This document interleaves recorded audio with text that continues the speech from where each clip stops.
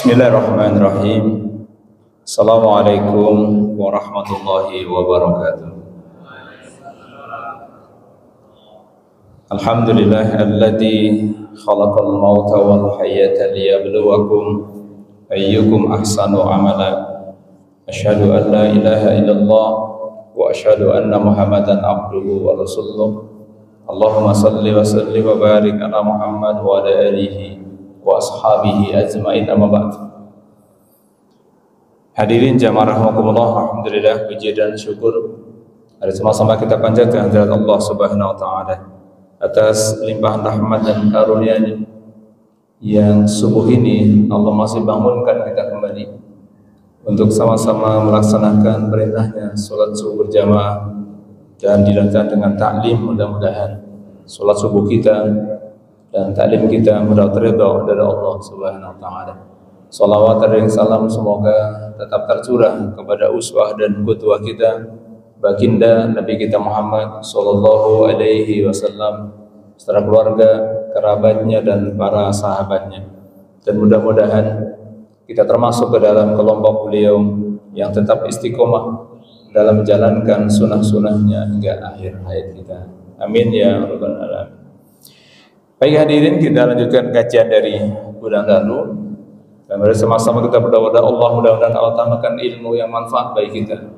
Rabbi zidna ilma warzuqna fahma. Kita masih meneruskan kajian tentang prinsip terapi kejiwaan dari kisahnya Bunda Maryam yang ada dalam Quran. Dan kita meneruskan hari ini terkait dengan beberapa prinsip dari kisah beliau, di mana Allah menyuruhnya untuk menggerakkan pohon korma sebagai bagian dari proses dalam aktivitas beliau menghadapi cobaan yang sedang ditimpanya. Kita masih menggunakan dalil pertama di surat Al-Maidah ayat 35 sebagai bagian dari silabus pengembangan kajian ini, di mana pada ayat ini ada 3 hal yang Allah Subhanahu wa taala perintahkan untuk kita semua, diharapkan untuk kita semua orang beriman agar mendapatkan keberuntungan. Ya ayyuhalladzina amanu taqullaha wabtahu ilaihil wasilah wajahidu fi sabilihi la'alakum tuflihun. Wahai orang beriman, bertakwalah pada Allah dan carilah jalan untuk selalu dekat dengan Allah Subhanahu wa taala dengan bersungguh-sungguh atau berjihad di jalan Allah agar mendapatkan keberuntungan. Jadi ayat ini yang masih kita gunakan sebagai dasar pengembangan kajian silabus kita, bahwa anjuran dari Allah Subhanahu wa taala untuk orang beriman ada 3. Taqullaha, kita sudah berusaha untuk bertakwa kepada Allah Subhanahu wa taala. Yang kedua adalah wabtahu ilaihil wasilah. Ini yang masih kita kaji terkait dengan berusaha mencari jalan untuk selalu dekat dengan Allah Subhanahu wa taala. Dan yang ketiga adalah wajahidu fi sabilihi, bersungguh-sungguh dalam menegakkan agama dalam kehidupan kita. Dan di poin yang kedua, kita masih melanjutkan pada tema yang keempat. Dan kita masih membahas bagaimana membaca dan mengkaji Al-Quran sebagai bagian dari upaya kita dalam rangka mendekat pada Allah Subhanahu wa taala. Tentu harapan kita adalah tuflihun, semoga menjadi orang yang beruntung. Dari poin yang keempat, dari tema yang kedua ini, kita masih membaca dan mengkaji Al-Quran karena kita tahu bahwa Quran bagi kita kehidupan, dalam kehidupan itu ada 4 fungsinya yang penting. Bagaimana firman Allah dalam surat Yunus surat ke-10 ayat ke-57. Ya Yuhanas qad ja'atkum mau'izatun min rabbikum wa shifaa'un lima fis sudur wa hudan wa rahmah lil mu'minin. Maka pada ayat ini kita masih mengembangkan kaitan dengan silabus kita adalah bahwa Quran berfungsi sebagai mau'izah, sebagai pelajaran. Dan kita masih membahas pelajaran-pelajaran ini termasuk dalam beberapa kisah-kisah yang ada dalam Al-Quran. Dari keempat fungsi Quran ini kita masih membahas yang pertama, yaitu sebagai mau'izah, pelajaran. Dan pelajaran yang masih terus kita bahas adalah kisah-kisah yang ada dalam Al-Quran, sesuai dengan firman Allah dalam surat Yusuf surat ke-12 ayat yang ketiga, nahnu naqussu 'alaika ahsanal qasas.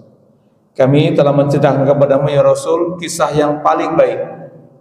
Dengan apa? Bima auhayna ilaika hadzal Qur'an. Dengan mewahyukan Al-Qur'an kepadamu.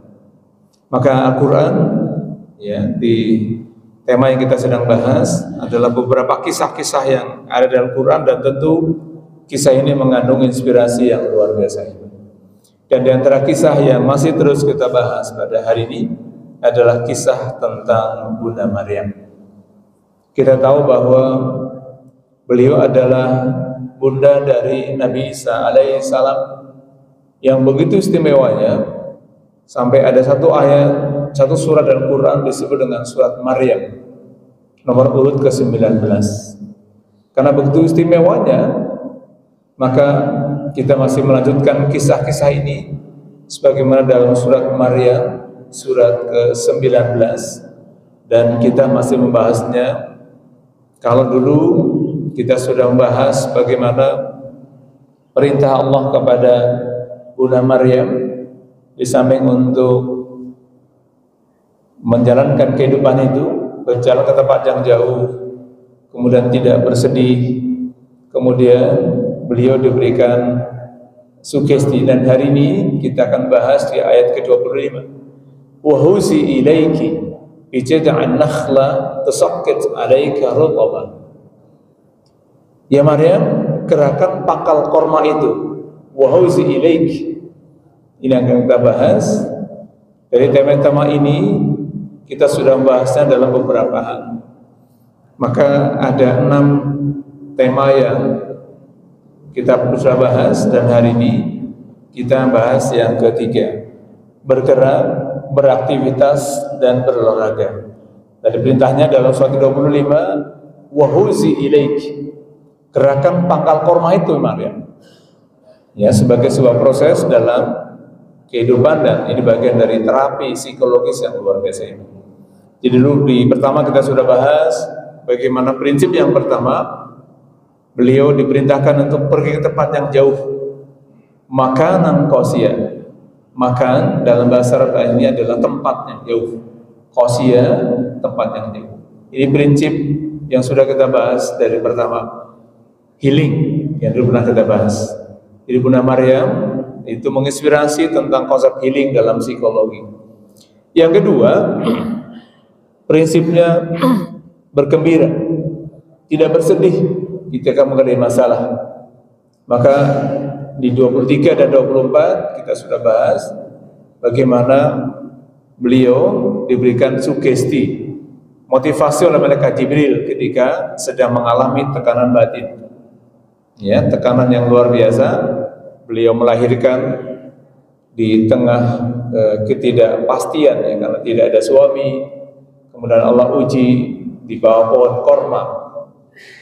Maka ketika beliau sudah mulai muncul lelahnya dalam berpikir, lelahnya dalam beraktivitas, maka malaikat Jibril turun memberikan sugesti, ala tahzani, Maryam, kamu jangan bersedih, qad ja'ala rabbuki tahtaki syariah, sungguh Tuhanmu telah menjadikan anak sungai di bawah. Ini yang sudah kita bahas, bagaimana pentingnya sugesti. Islam melarang sedih yang berlebihan, sehingga sedih itu bisa berdampak kepada gangguan psikologis. Ini sudah kita bahas bagaimana prinsip terapi kejiwaan yang dialami oleh Bunda Maryam dengan diberikan sugesti oleh malaikat Jibril. Ya, Allah tahzani, Maryam, kamu jangan bersedih. Ini sangat penting. Prinsip yang bisa jadi kita alami, ya. Dan saya sedang belajar mengamalkan ilmu ini. Bagaimana sedihnya tidak boleh berlebihan, Masya Allah, ya. Jadi kalau hari-hari menjelang adzan subuh itu biasanya ingatan saya luar biasa, masih teringat betul. Karena kenangan terakhir dengan istri itu ketika sedang qiyamul lail, kemudian tidak sadarkan diri sampai meninggal. Jadi kalau malam gitu ya, jam 3, setengah 4 itu sudah mulai terbayang kenangan itu. Dan subhanallah memang betul, rasa sedih itu berbahaya kalau dituruti. Ya, maka baginda Rasul ketika Bunda Khadijah wafat, beliau juga mengalami kesedihan. Sampai disebut dengan tahun kesedihan. Yang nanti akhirnya beliau di Isra dan Mi'rajkan. Ya, ini kalau baginda dikasih healing sama Allah. Nah, kalau kita gitu kan harus berusaha mencari sendiri. Tapi apapun itu perlunya saling mengingatkan, menasehati dalam kehidupan. Baik, hari ini kita akan belajar yang ketiga dari prinsip terapi kejiwaan dari kisah Bunda Maryam yang ada dalam surat Maryam ayat 25-nya. Wa huzi ilaiki bi jidin nakhlati tusaqqit alayki ruttaba janibah. Dan goyangkan pangkal korma itu ke arahmu, niscaya pohon itu akan menggugurkan buah korma yang masak padamu. Korma yang rutob itu sebenarnya korma yang mengkel. Rutob juga itu korma yang masih agak muda. Kalau pedagang korma biasanya menawarkan itu untuk makanan yang biar cepat hamil. Gitu ya. Jadi kalau Bapak yang pernah umroh di pasar korma itu biasa ditawarkan, ya Haj, ta'al, haji sini, ini ada korma muda rutop yang mereka jual, ini bagus untuk orang yang mau hamil. Sampai kadang-kadang ada masyarakat yang masih terpengaruh sugesti ini. Jadi kalau tetangga mau umroh, tolong nitip rutop ya, korma muda yang mengkel itu, karena menantunya belum hamil-hamil. Padahal rutop dalam ayat ini kisah makanan pasca melahirkan. Gitu ya. Jadi rutop yang benar itu makanan pasca melahirkan, bukan makanan untuk hamil. Ini sugestinya ya. Jadi kalau nanti banyak jamaah haji Indonesia kena prank tuh sama pedagang korma gitu. Kenapa sugestinya? Korma muda itu atau rutop itu bagus untuk orang yang pengen hamil katanya. Padahal ayat ini berkisah tentang pasca melahirkan. Karena setelah melahirkan tadi ya, setelah melahirkan Bunda Maryam itu disuruh menggerakkan korma. Wa huzi ilaik. Jadi kisah ini urutan dari kisah sebelumnya. Setelah melahirkan ya, Bunda Maryam itu kan perempuan Pak yang merasakan ya bagaimana sakitnya melahirkan, kontraksi perutnya melahirkan itu. Setelah melahirkan, sebagai bagian dari proses yang beliau alami, Jibril memberikan perintah, wa huzi ilaik, Maryam, kamu gerakin tuh pangkal kormanya. Kita tahu lah ya, pangkal korma itu kan ada yang mungkin pohonnya ada yang sedikit mirip dengan tiang ini kira-kira. Lebih kecil lagi lah ya pohon korma. Jadi disuruhnya perempuan habis melahirkan, wa huzi ilaik. Kalau menggunakan pendekatan tafsir tekstual ini kok iseng banget itu ya malaikat Jibril.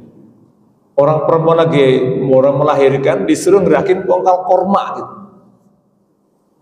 Nah, tetapi dalam pendekatan lain inilah bagian dari proses yang alamiah dan ilmiahnya luar biasa. Ternyata dari kisah ini banyak inspirasi diantaranya menggerakkan pongkor korma itu bukan tentang hasil, tapi prosesnya. Ya kalau mau malaikat Jibril tinggal goyangin tuh korma turun semua itu. Kalau untuk dimakan gitu ya. Tapi yang penting proses. Nah, maka dalam pendekatan psikologi itu ketika orang sedang mengalami problematika kehidupan tadi ya, mungkin banyak masalah dan sebagainya, itu yang penting adalah bagaimana prosesnya bukan hasil.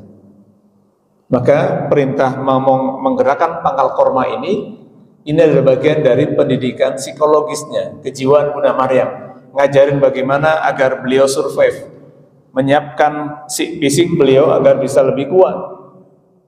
Nah, dalam pandangan psikologi termasuk olahraga, Pak.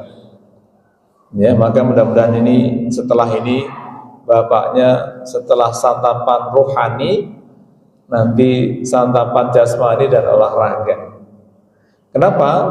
Karena olahraga itu sangat bermanfaat untuk kesehatan fisik, tetapi tidak juga hanya fisik, tapi juga kesehatan mental. Jadi kalau diurut nih, Bunda Maryam itu luar biasa. Datang dari rumahnya, dari mihrabnya ke tempat yang jauh, mau melahirkan. Dan kita tahu, mungkin yang masih ingat, dulu istrinya ketika hamil, ketika dokter dianjurkan untuk banyak jalan kaki. Kenapa? Untuk membantu, konon kata para dokter itu, membantu nanti ketika proses melahirkan. Dan Bunda Maryam itu melakukan itu. Diperintahkan Allah untuk jalan makanan qasiyah, tempat yang jauh. Nah, setelah mulai kontraksi perutnya mau melahirkan, beliau bersandar di bawah pohon kurma.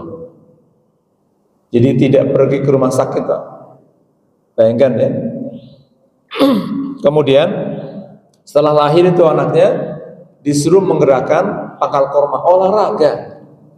Ternyata wanita yang kalau dulu di kampung saya ingat dulu saya ingat ibu saya ketika habis melahirkan itu ada dukun bayi kalau di kampung, dipijit.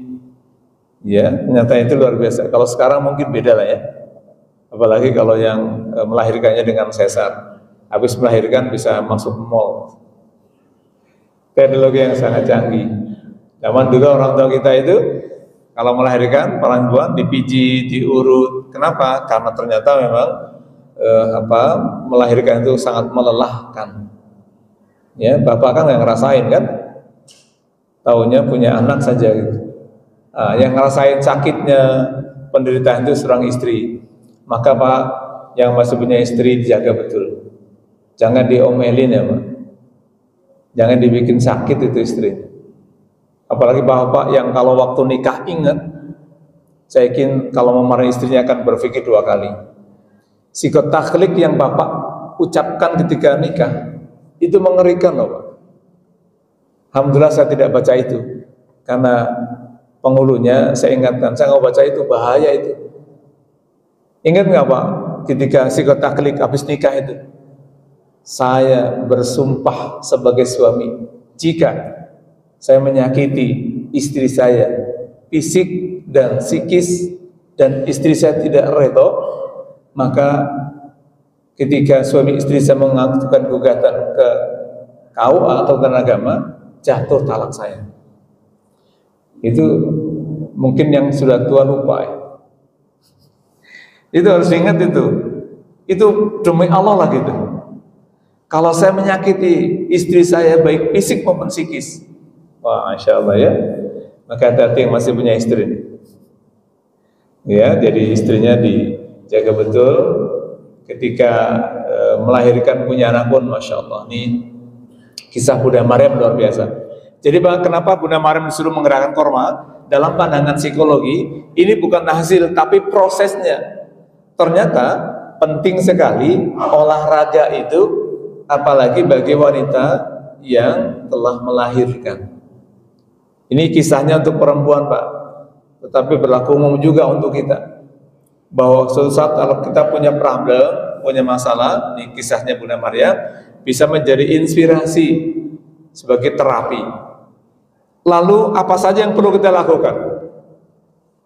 Terapi kejiwaan dari kisah Bunda Maryam tadi, wahuzi ilaik, gerakan tongkol korma itu ya Maryam, bergerak dan beraktivitas sebagai terapi psikologis.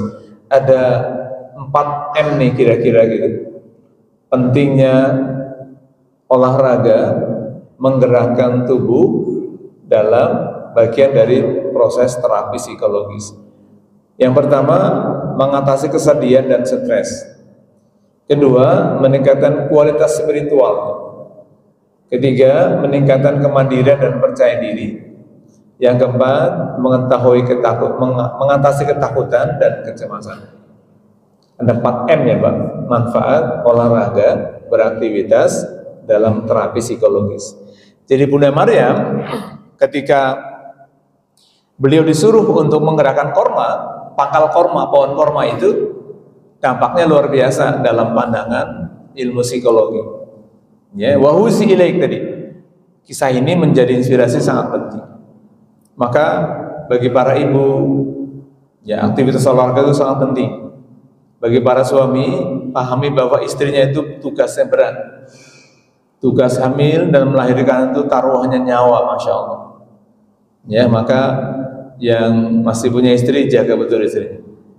Nanti kalau kehilangan baru berasa, masya Allah ya. Saya lagi ngerasain soalnya, kan gitu kan. Apa tidak enaknya, tetap malam-malam gini ya, ingatnya luar biasa. Ya, sementara harus mendampingi, membesarkan anak sendiri, masya Allah ya. Baik, pertama, M yang pertama nih, manfaat dari aktivitas olahraga dalam mengatasi kesedihan dan stres.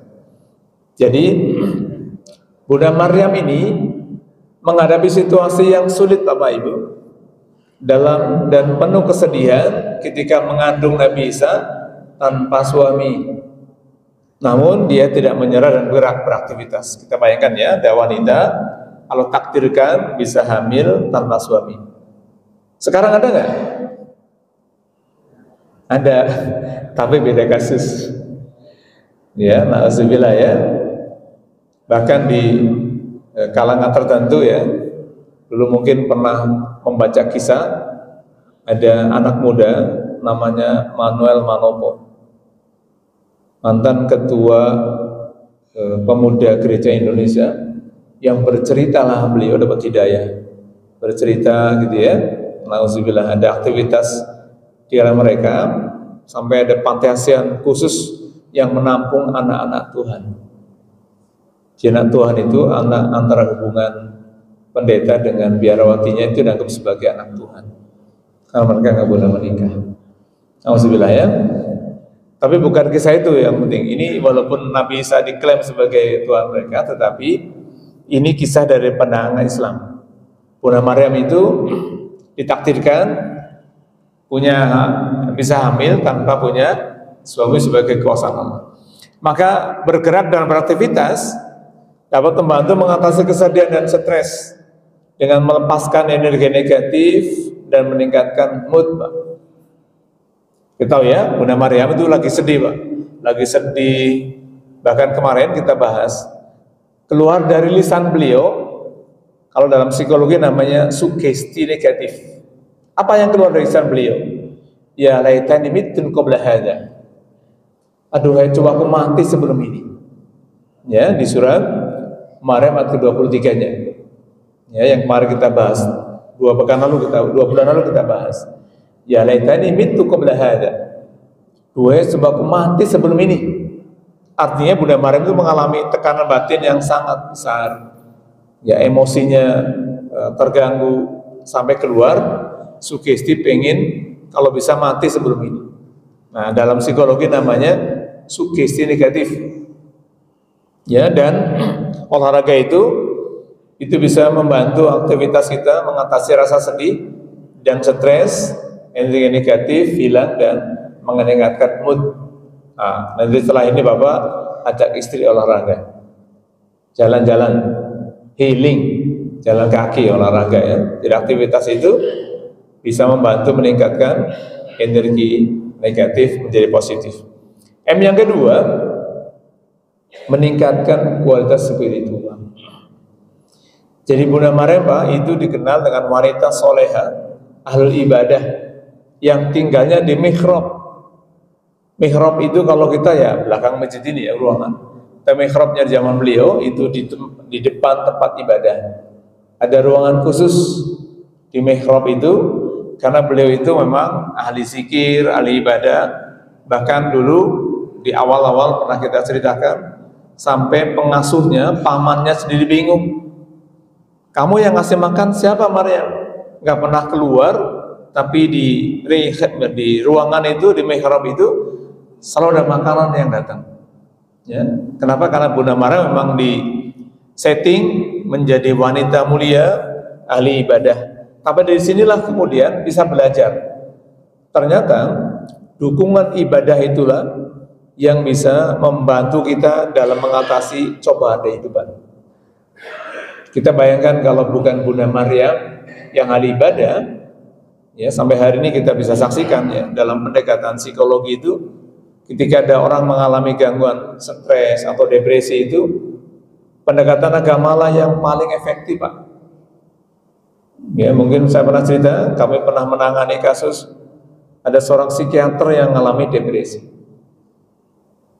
Kita tahunya psikiater itu adalah dokter yang punya kemampuan khusus, bisa membantu banyak orang mengatasi gangguan jiwa. Tapi ketika beliau sendiri mengalami, ini yang kami rasakan luar biasa, penanganan itu luar biasa. Makanya kami berkesimpulan bahwa pendekatan agamalah yang paling efektif untuk membantu penyembuhan gangguan psikologis ini. Ya, jadi kalau tadi psikiaternya aja stres, depresi gitu, gimana kliennya gitu ya, gimana jamaahnya. Tetapi inilah pentingnya. Jadi olahraga itu penting, bagian dari proses kisah Bunda Maryam. Maka berat dan beraktivitas itu dapat membantu meningkatkan kualitas spiritual. Jadi kita makin yakin tentang kekuasaan Allah Subhanahu Wa Taala.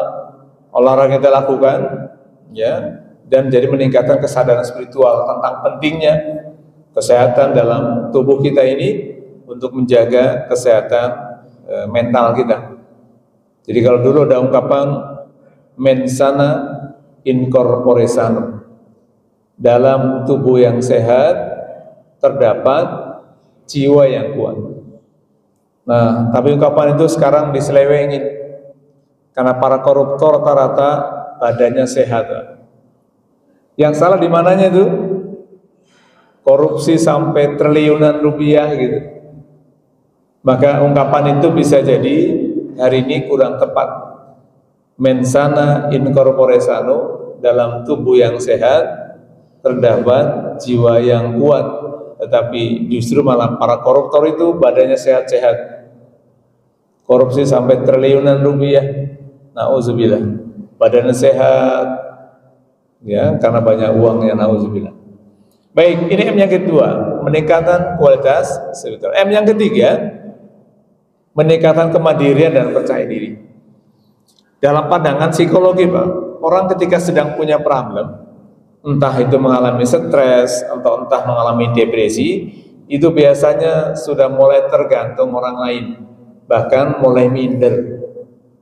Kenapa? Karena biasanya di antara ciri mengalami depresi itu sering menyendiri, Pak. Menarik diri dari pergaulan. Semakin menarik diri pergaulan, maka pasti perlu pelayanan. Dilayani terus, makan harus disuruh, mandi juga harus disuruh, bahkan kadang berhari-hari tidak mandi. Bengang-bengong di kamar, masuk rumah, kayak orang bingung. Ini banyak terjadi, ya, di beberapa kesempatan yang datang konsultasi ke kami itu luar biasa. Ada yang sudah 1 bulan, ada 3 bulan, bahkan ada yang setahun, ya, mengalami gangguan depresi ini. Masya Allah, ya. Jadi pentingnya olahraga, ya. Jadi Bunda Maryam menunjukkan kemandirian dan percaya diri. Beliau sendiri, Pak, karena tidak ditemani oleh orang tuanya, apalagi suami yang kadang ada. Mau melahirkan, bersandar di bawah pohon korma, maka proses melahirkannya juga luar biasa. Ya, tentu waktu itu belum ada bidan, Pak. Tidak ada bidan, tidak ada dokter kandungan, karena beliau itu melahirkannya di bawah pohon korma, nakhlah. Maka kemandirian yang luar biasa, inilah ilmu yang penting. Jadi kita perlu belajar kemandirian kita buat anak kita di rumah, karena itu suatu saat akan mengalami problem itu juga sendiri, Pak. Ya, maka bergerak dan beraktivitas dapat membantu meningkatkan kemandirian dan percaya diri. Kenapa? Kesehatan fisiknya, gitu kan? Jadi kemampuan untuk mempertahankan diri. Jadi olahraga penting sekali. Bunda Maryam adalah kisah inspirasi seorang wanita yang luar biasa hebat, penuh kemandirian. Dari awal beliau sudah disetting dan dititipkan di pamannya, kemudian ahli ibadah dibangunkan tempat atau ruang di mihrab, ya, tempat depan tempat peribadatan atau sekarang masjid kira-kira gitu. Kemudian inilah yang menjadi hikmah yang luar biasa. Jadi persiapan fisik dan psikis mentalitas Bunda Maryam, ibadah terus di mihrab itu dari muda, nanti begitu dewasa hamil, ya tentu saja hamil dan menyusui, maka ini luar biasa. Jadi kalau kita lihat Bunda Maryam yang tadi beliau ahli ibadah, tapi sisi lain beliau adalah wanita mulia yang luar biasa. Nah, olahraga itu meningkatkan kemandirian dan percaya diri tadi, menggerakkan pongkol korma tadi. Bunda Maryam itu melatih beliau untuk bisa menetralisir tubuhnya yang sudah lelah, tubuhnya yang sudah capek gitu ya, termasuk juga pikirannya, perasaannya, jiwanya yang sudah mulai lelah. Maka menggerakkan pangkal korma tadi bagian dari upaya meningkatkan kualitas, karena ternyata olahraga itu meningkatkan kemandirian dan percaya diri. Makin pede Pak. Setelah melahirkan, biasanya kan wanita itu luar biasa ya. Karena hamil perutnya membesar, maka begitu selesai melahirkan itu banyak hormon-hormon yang berubah, banyak tentu saja penampilannya gitu ya. Maka tadi olahraga itu juga penting bagi para wanita. Ya, biasanya ada yang sampai ikut fitness segala gitu wanita ya. Kenapa? Karena pasca melahirkan tentu saja tubuhnya itu memerlukan energi yang luar biasa besar. Maka biasanya para wanita itu semakin hari kadang-kadang tubuhnya semakin tambun, semakin gemuk. Maka Bapak jangan lihat negatif dari kegemukan istrinya. Karena istri itu punya tugas luar biasa. Dia hamil sangat berat, organ tubuhnya membengkak gitu ya. Jadi kalau suami nggak suka ngeliat istrinya gemuk, kadang-kadang sudah perubahan fisiknya gitu kan. Nah, harus ingat cerita ini. Wanita itu ketika tugas hamil dan melahirkan itu sangat berat. Maka tadi Bunda Maryam inspirasinya itu disuruh menggerakkan pangkal korma Pak.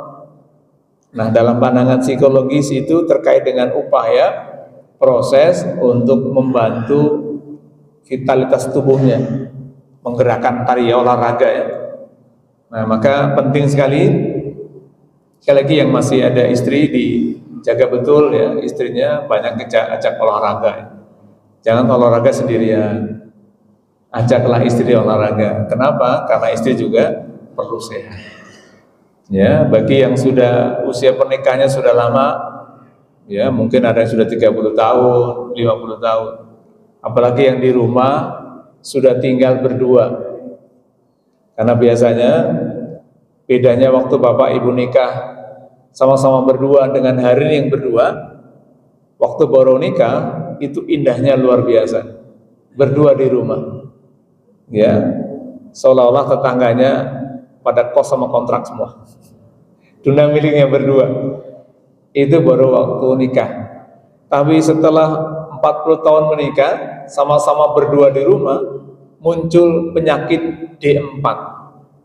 Dia lagi, dia lagi, dia lagi, dia lagi.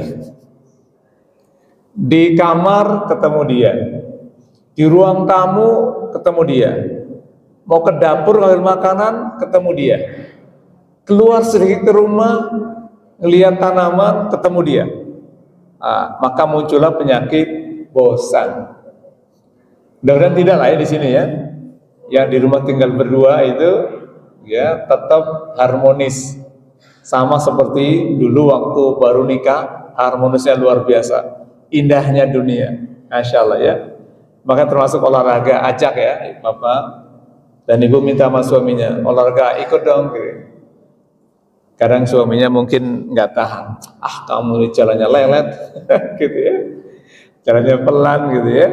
Padahal ingat wanita itu punya tugas mulia, hamil dan menyusui.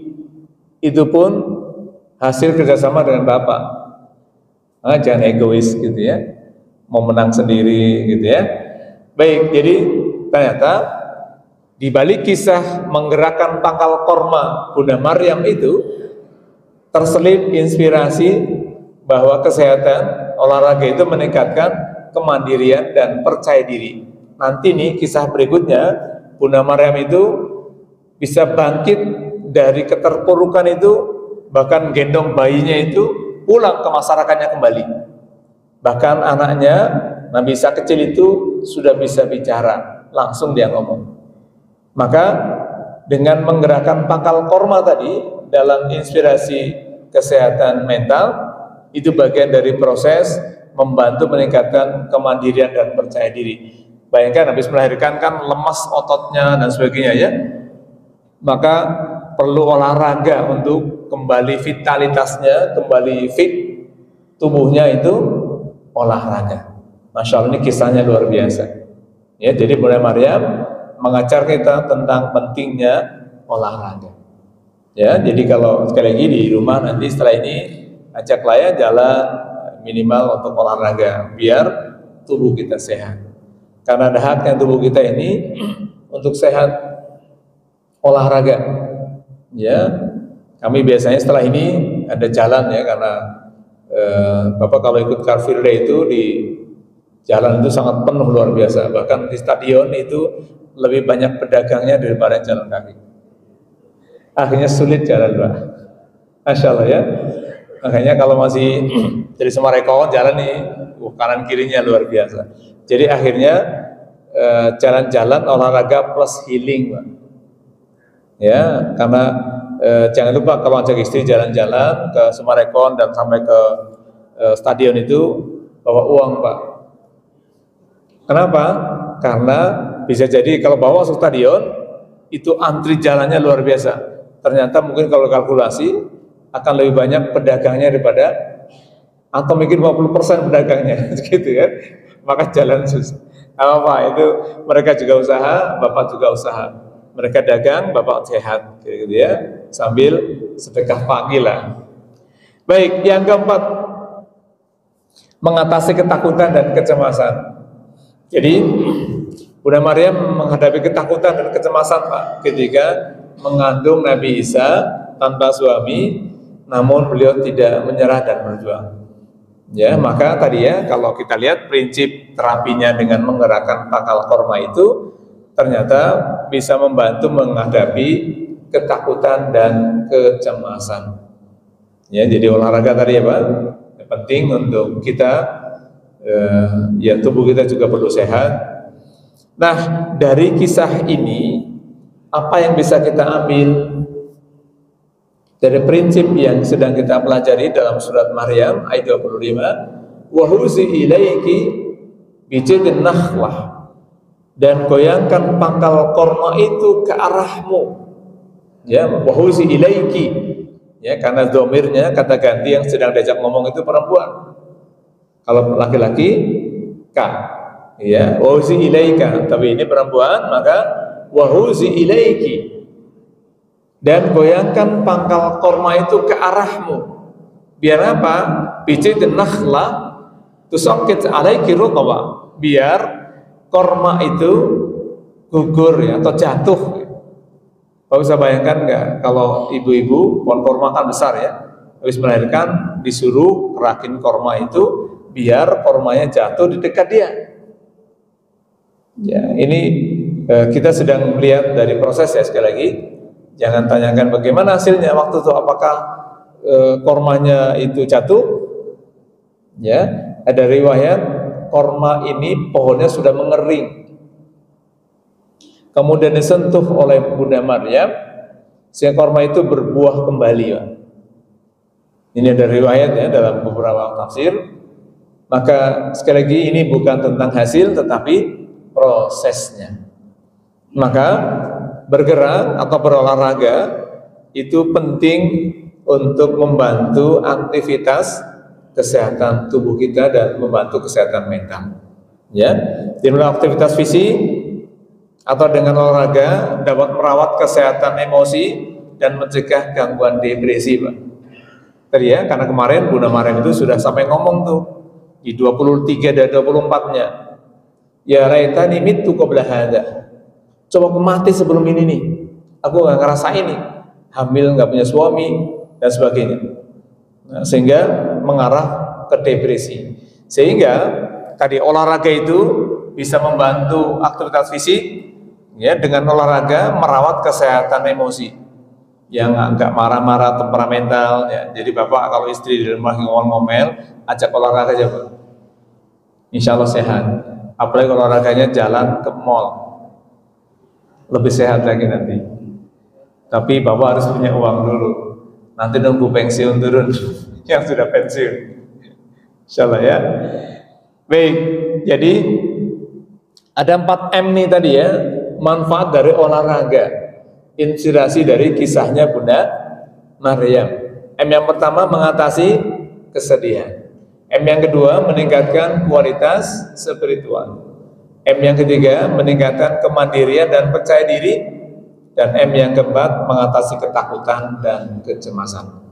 Jadi kesimpulannya, prinsip terapi kejiwaan dari kisah Bunda Maryam pada ayat ke-25-nya di poin yang ketiga yang sedang kita bahas dari 6 poin pelajaran tentang kisah Bunda Maryam, terselip kisah tentang pentingnya olahraga, menggerakkan tubuh, aktivitas olahraga, wahuzi ilaik tadi ya, menggerakkan pangkal korma sebagai bagian dari proses olahraga.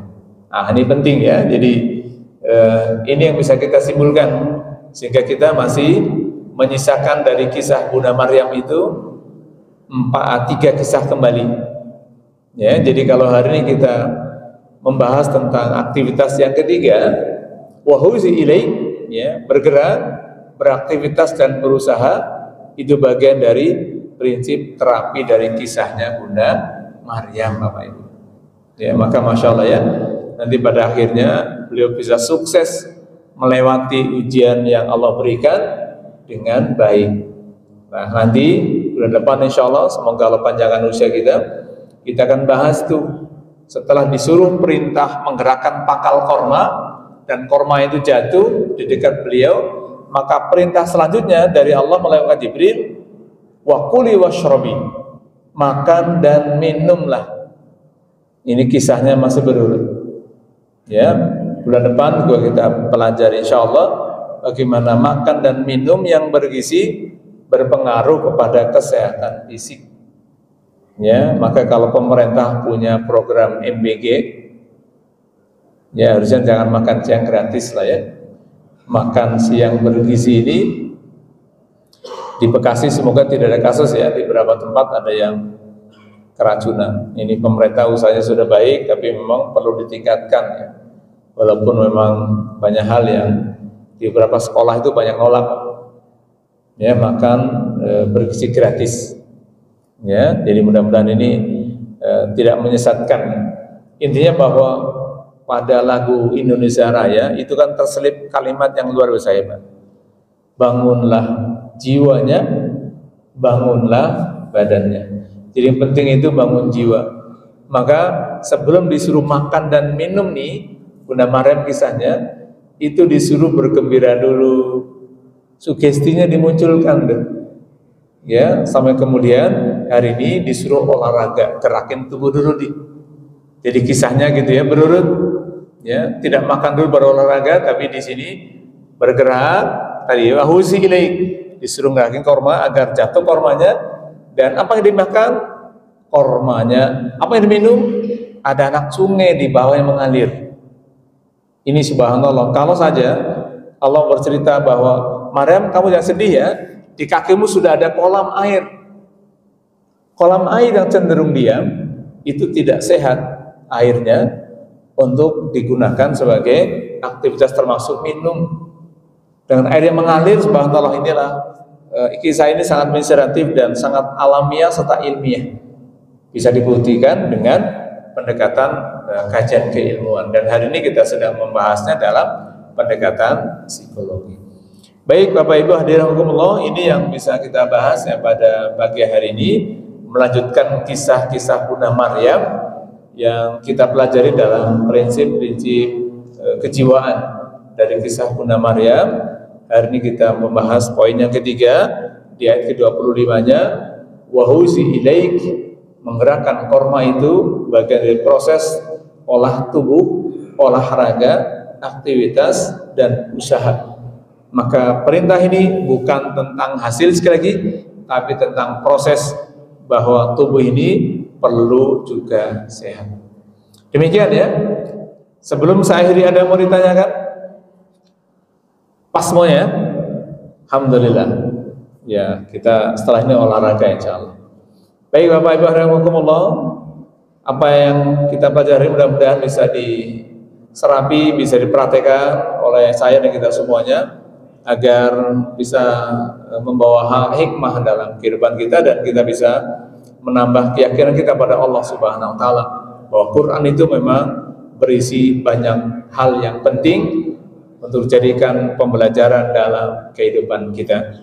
Dan mudah-mudahan ke depan juga Allah masih berikan kita kemampuan dan kemauan untuk terus mengkaji Al-Quran sebagai bagian dari proses kita belajar tentang Islam, belajar agama ini untuk dipraktekkan dalam kehidupan kita sehari-hari.